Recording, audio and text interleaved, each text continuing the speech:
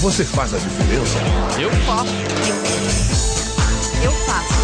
Eu faço. Eu faço. Eu faço.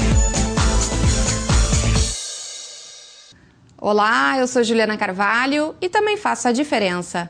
A nossa discussão essa semana é sobre acessibilidade na Copa. O Faça a Diferença foi até a Secretaria Extraordinária da Copa. Confira agora o que tem sido feito a respeito da infraestrutura urbana a longo prazo e que respeita o direito de todos de ir e vir. O Brasil está prestes a realizar 2 dos maiores eventos esportivos do planeta. 12 estádios estão sendo construídos para a Copa de 2014. Aeroportos e portos reformados. Obras de mobilidade urbana se espalham pelas cidades. Mas será que as novas construções serão acessíveis a todos os públicos?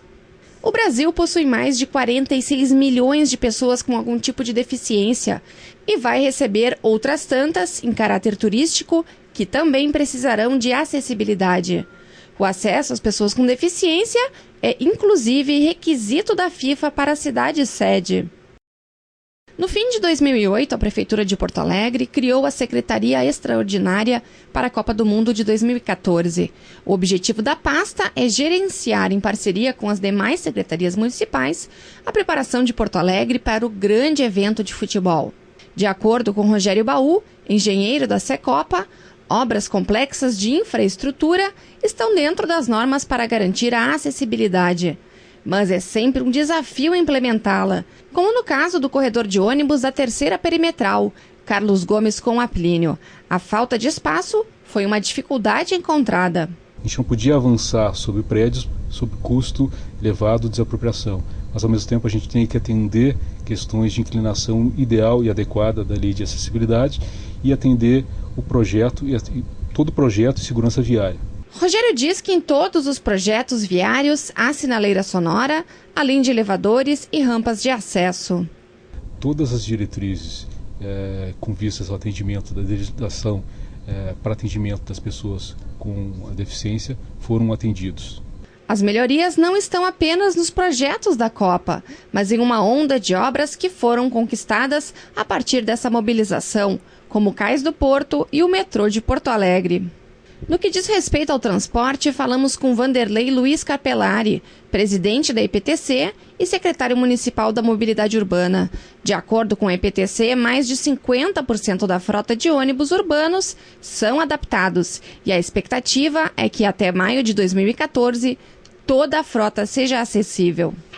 Toda a frota vai estar tendo acessibilidade universal. Hoje nós já temos 841 ônibus, praticamente mais da metade já da frota, de toda a frota de ônibus da capital, já estão com elevador. A lotação, nós estamos hoje com em torno de 20% da frota, dos 403 veículos em circulação, já estão também com elevador instalado. Questionam sobre a manutenção dos elevadores nos ônibus. O presidente da EPTC diz que são feitas vistorias periódicas. Todas as vistorias nossas são extremamente detalhadas na questão do funcionamento do equipamento. Inclusive, quando houver qualquer dificuldade, que um cadeirante for utilizar o equipamento, ele anote o prefixo do ônibus, nos ligue para o 118 ou 156, dizendo o horário e o local que aconteceu essa dificuldade, que nós vamos imediatamente fazer uma vistoria especial nesse ônibus. Pergunto também se há um preparo de quem vai manuseá-lo. Capelari diz que os funcionários fizeram curso para operar os equipamentos e também um treinamento de 8 horas e que foram expostos às condições do cadeirante. Afirma que motoristas também vão passar por esse curso. Um curso realmente diferenciado e que vai modificar o modo de pensar daqueles motoristas que ainda têm alguma resistência na questão de parar o seu veículo, auxiliar ali a operação do elevador. Ele vai aprender exatamente qual é a mecânica desse equipamento. No que diz respeito aos táxis, Capelari diz que 85 novas permissões terão sistema com elevador. Nós já testamos o equipamento aqui na IPTC, no mínimo 3 fabricantes de elevadores apresentaram o seu produto e naquele momento 3 modelos de veículos foram testados e foram aprovados tanto pelo Inmetro como pelo setor de vistoria da IPTC. Em Porto Alegre, há 56 sinaleiras sonoras para cegos e 186 semáforos para pedestres com contagem regressiva que facilitam a travessia de idosos e pessoas com deficiência física. Na área azul, são 63 vagas para idosos e apenas 34 para pessoa com deficiência. O número de vagas que foram colocadas até o momento, ou foram por identificação dessa demanda pela equipe técnica ou pelos agentes de fiscalização de trânsito, ou por própria solicitação da pessoa. Então, quem tiver alguma necessidade especial que precise que a gente coloque uma vaga que atenda adequadamente esse cadeirante, nos ligue, nos informe que nós vamos implantar lá no local indicado uma vaga também para que seja usada por essa pessoa. Se for flagrado alguém usando a vaga indevidamente, a EPTC deve ser avisada. Nos ligue para o 118, 156, que nós vamos imediatamente deslocar uma equipe, fazer a autuação e fazer o recolhimento desse veículo.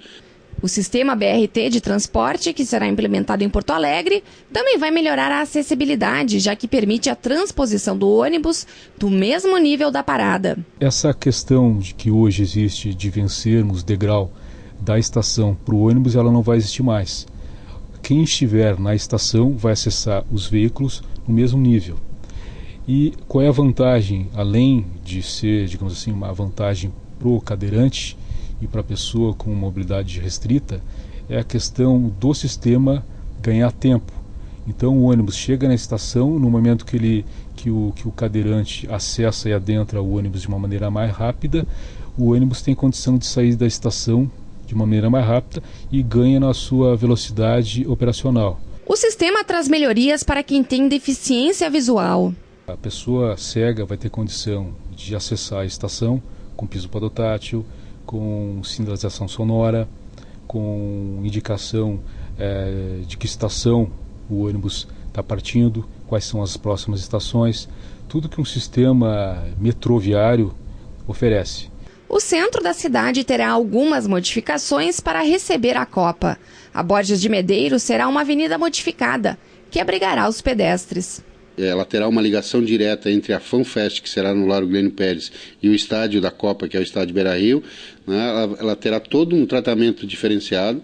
Ao longo de 2013 ela vai passar a ser executada, esse projeto, e então toda a extensão dela terá que ter rampas de acessibilidade. Segundo Horaci Ledo, secretária municipal de Acessibilidade e Inclusão Social, serão criadas rotas acessíveis para as pessoas com deficiência. Porque as pessoas saem dos seus bairros, têm necessidade de vir no centro, nos bancos, no comércio, de todas as formas, e nós precisamos de uma rota acessível. Isto é um projeto maior que nós temos. Que existem muitas rampas, existem ainda muitas rampas ainda que não estão adequadas. As pessoas fazem, mas não dentro das normas legais. Agora, o que a Secretaria de Acessibilidade e Inclusão Social está fazendo é fazer o maior número de rebaixamentos e as rampas acessíveis dentro do que é possível, porque não adianta uma rampa íngreme que as pessoas com cadeirante sozinho não podem passar. E será oferecido treinamento para atender bem os turistas com deficiência. As pessoas vão subir num ônibus ou numa lotação ou estão caminhando no centro e nós não sabemos como recebê-los. Quer dizer, se tu não tens um contato direto, não tens uma vivência com uma pessoa com deficiência, tu não sabe como vai conversar e não sabe como receber. E na Copa todos deverão vir para cá, porque são cidadãos. E à medida que são cidadãos, têm que serem respeitados.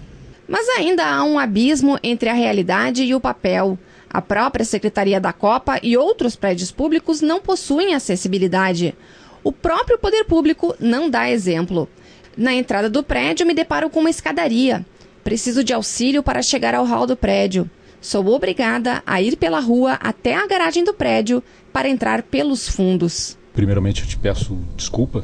Desculpa, um sentimento muito próprio meu, particular, por ter passado essa situação constrangedora.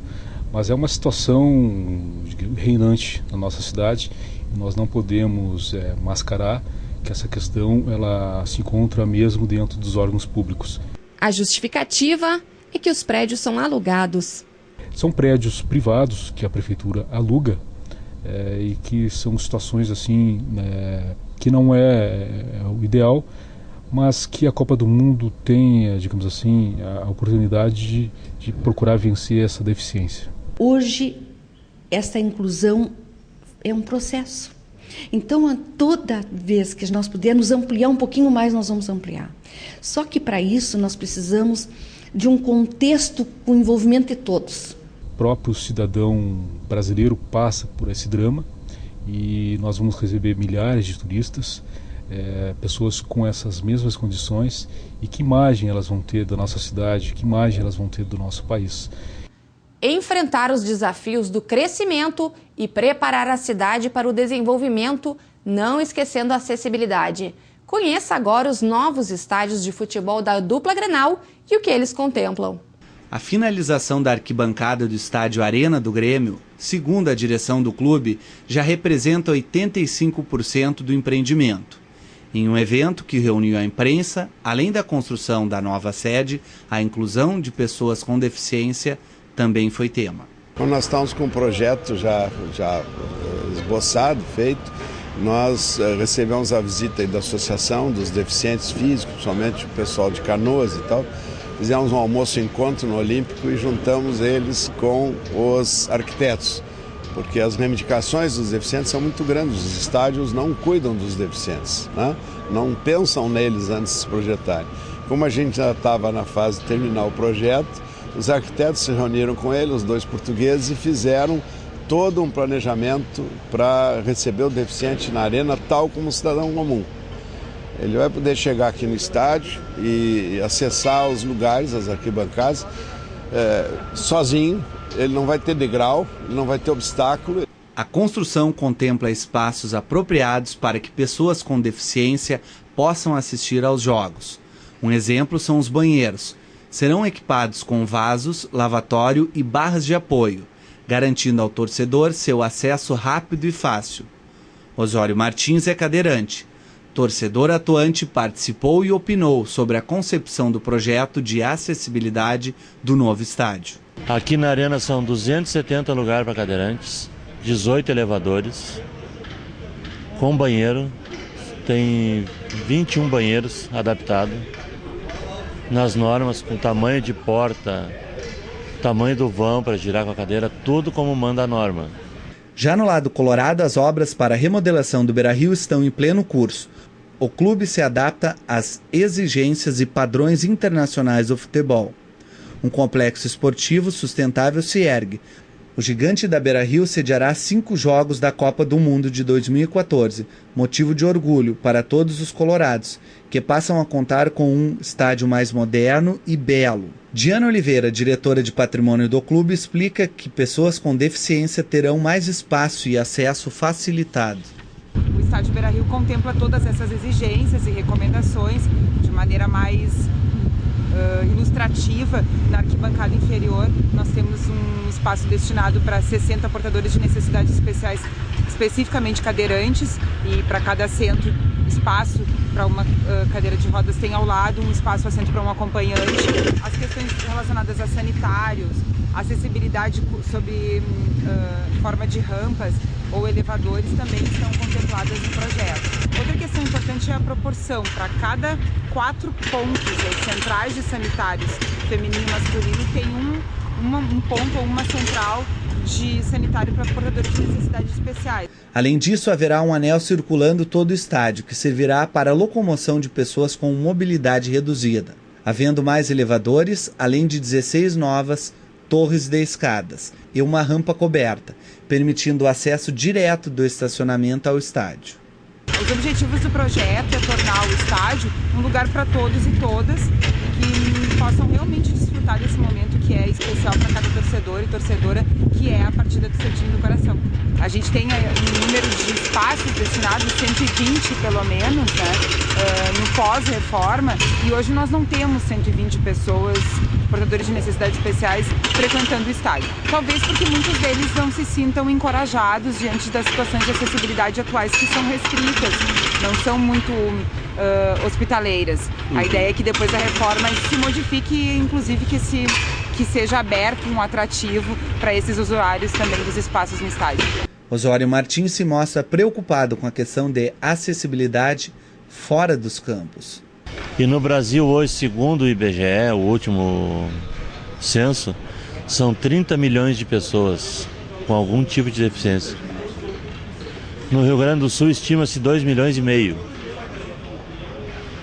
E muita dessa gente não sai de casa por não ter acesso. Os aeroportos e as companhias aéreas estão preparados para a Copa? Será que pessoas com deficiência física têm o seu direito garantido na hora do embarque e do desembarque? Confere aí. O Ministério das Cidades acertou a criação de um grupo de trabalho para definir planos de acessibilidade nos aeroportos das 12 cidades-sede da Copa do Mundo. Para o superintendente da Infraero, Jorge Erdina, até lá o Salgado Filho estará preparado, mas admite que ainda faltam alguns ajustes. Há necessidade de complementações, onde cada aeroporto tem em andamento um plano de DI que contemple as necessidades faltantes e que tem o prazo, logicamente, atrelado a estar pronto antes dos eventos. A Infraero, responsável pela gestão administrativa dos aeroportos brasileiros, criou um terminal telefônico para o atendimento de chamadas de pessoas com deficiência auditiva. Também aplicou multa moral em aeroportos brasileiros que não respeitaram a garantia de vaga preferencial e próxima ao local do embarque.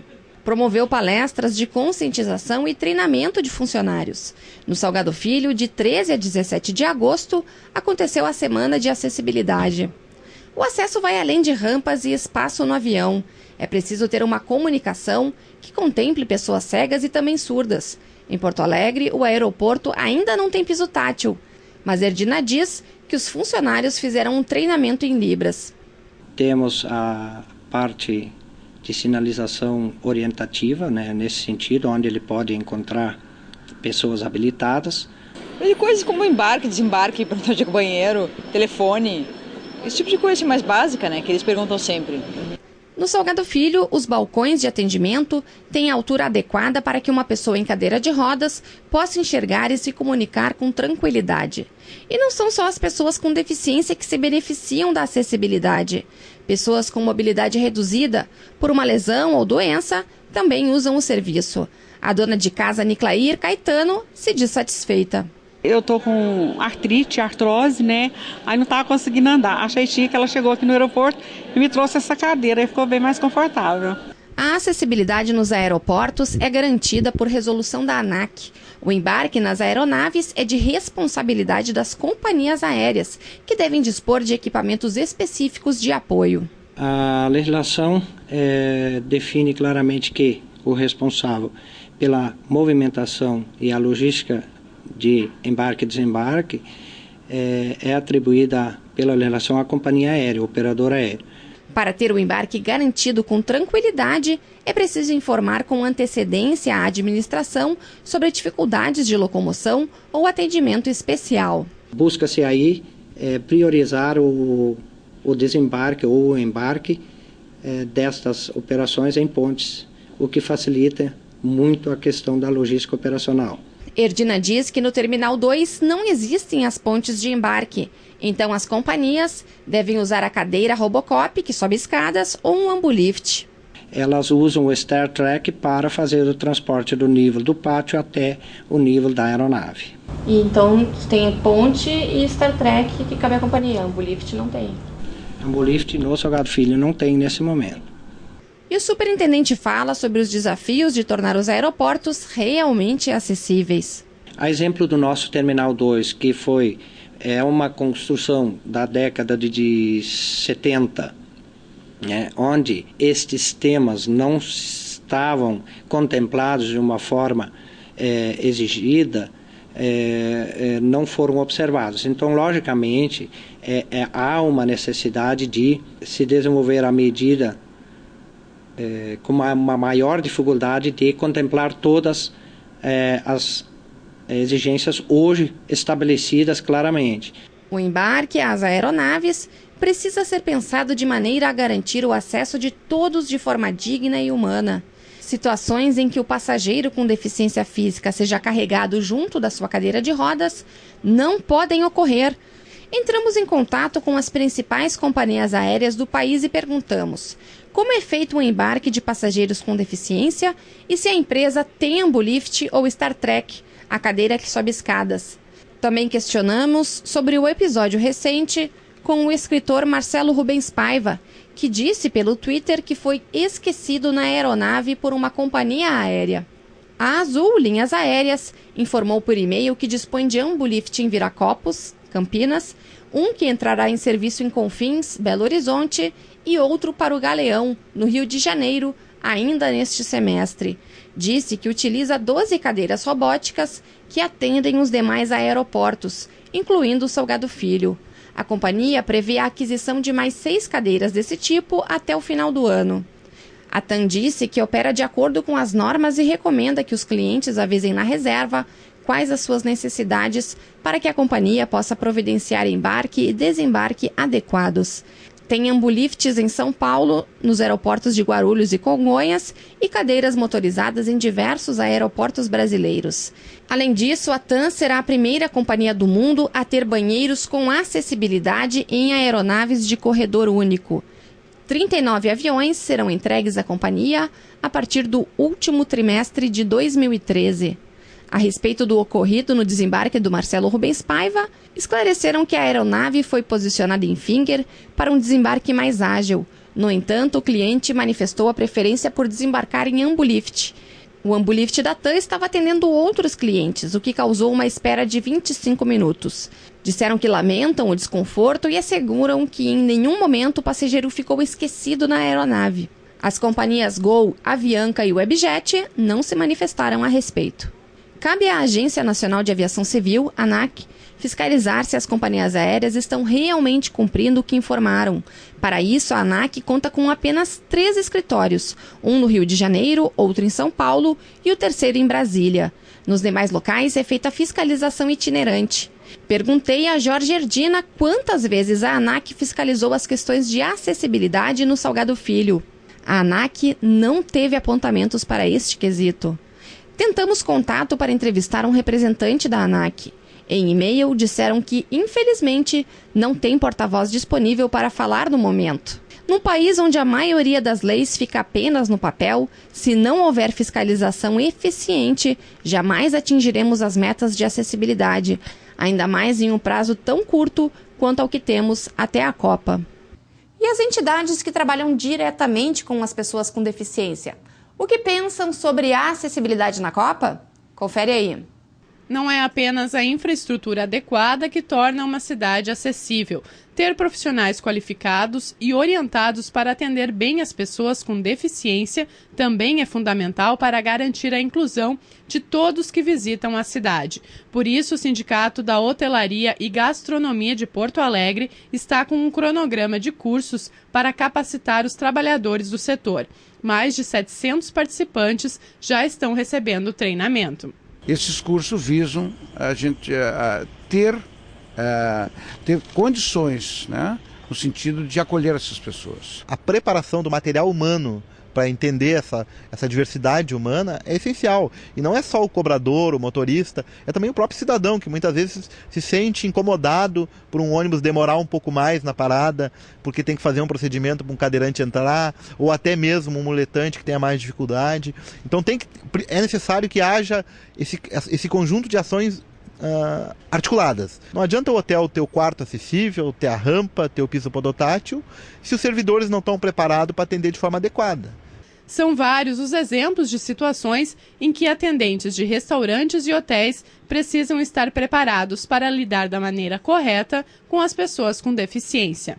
Um cadeirante, ele tem dificuldade ao chegar num prédio, num edifício, e se depara com uma escada.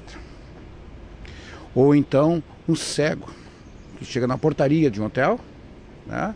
E o atendente que trabalha na portaria, ele não tem a linguagem dos sinais. Ou um cego que vai a um restaurante e tem que ter um cardápio em braille.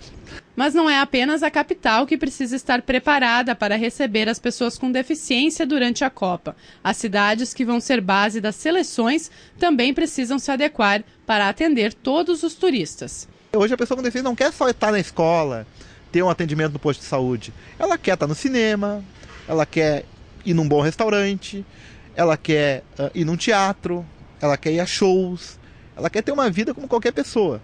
E hoje Porto Alegre e a grande maioria das nossas cidades ainda não oferece essa condição. Apesar das transformações que estão sendo realizadas em função da Copa do Mundo, existe um consenso de que este é apenas um começo em relação à acessibilidade. O Mundial deve ser visto como a largada para uma mudança estrutural que passa pela conscientização da população. A gente não vai ter uma Copa dos sonhos, não vai ser uma Copa que a acessibilidade vai estar presente em todos os espaços. Mas a gente tem que fazer com que onde a acessibilidade esteja presente, a gente usar isso como uma questão pedagógica, como uma questão educativa. Ou seja, mostrar, olha, é possível fazer, é necessário fazer. E acima de tudo, é uma condição essencial para que a gente pegue por exemplo, no Rio Grande do Sul são 2,5 milhões de pessoas com deficiência.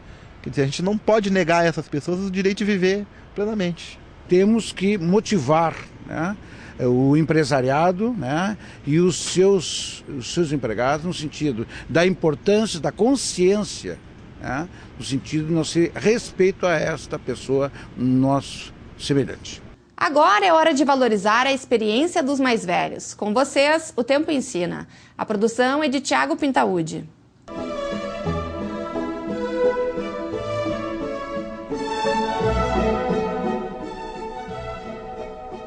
O Tempo Ensina. Lauro Silveira Reis, 94 anos, viúvo, comerciante aposentado. Eu nasci em Pelotas, vim com 5 anos para Porto Alegre. Aqui fiquei radicado. Quando nós saímos de Pelotas, tinha a Revolução, os Malagatos e os Pica-Pau. Estudaram conhecidos, Zeca Neto, Flores da Cunha, né? Honório Lemes, os combatentes daquela época. Estudei no Rosário, fiz os dois. Fiz o fundamental, o primeiro grau, o segundo grau, admissão, chamava naquele tempo. Então eu cheguei aos 28 anos, achava que eu ia me estabelecer e tinha que casar. Senão a cabeça ia virar. Gostei dela, não sei, criatura humilde, uma criatura santa, né? A minha mãe tinha uma casa muito grande, que alugava a peça, então ficamos num quarto. E aqui estou. Então o meu patrimônio que eu tive, depois que a minha esposa morreu em 82, eu como vivia desde 67 que eu não trabalhava, então eu fui gastando dinheiro, fui vendendo o patrimônio, ainda tenho ele. Hoje ela estaria salva. Naquele tempo dava um infarto, não tinha remédio. Ela era de 22, em 82, morreu com 60 anos. Aí fiquei só. Sassariquei muito, né? Gastei tudo. Né? Mas estou satisfeito da vida. Sou um homem realizado. Eu tinha ambição. Eu vi o sujeito com automóvel, eu vi o sujeito ir no mercado comprar bolsa, assim, um dia eu vou chegar a isso. Um dia eu vou ter. A ambição faz falta. Faz falta. Sem ambição tu não trilha na vida. A natureza é perfeita, nós sempre temos o dia tem 24 horas. Tu tem 8 horas para dormir, 8 horas para te coçar e 8 horas para trabalhar. Quer dizer que tu não tem por que estar cansado. 8 trabalho, 8 para dormir, 8 horas tu sai de cá. Mas o mundo é belo, eu vi, assisti coisas bonitas. Eu acho que ter ambição é necessária para se conhecer, para conhecer-se. Se conhecer. No mundo nasce e leva os bons momentos da vida, porque aqui tu não volta mais. Dinheiro não traz felicidade. A gente arruma uma situação, mas não, se fosse felicidade não havia doente. É assim. Estou feliz. Sou um feliz realizado. A vida é bela.